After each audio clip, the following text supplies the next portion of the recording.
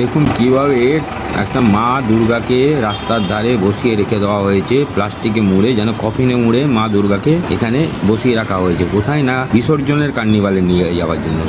ছি মধ্যময়ারি সার্বজনীন দুর্গোৎসব। দেখুন আন্দুল রোডে পেট্রোল পাম্পের ধারে দর্শক দেখছেন মা দুর্গাকে এইভাবে গাড়িতে তুলে রাস্তার ধারে রেখে দিয়ে চলে যাওয়া হয়েছে। কেন না কার্নিভালে নিয়ে যাওয়া হবে আগামীকাল। কলকাতায় যে কার্নিভাল আছে, বা জানি না জেলার জন্য অন্য কোথাও ব্যবস্থা করা হয়েছে কিনা, মোদ্দা কথা মানে কার্নিভালে নিয়ে যাওয়ার জন্য পুজো হয়ে গেছে, বিসর্জন দেওয়ার কথা।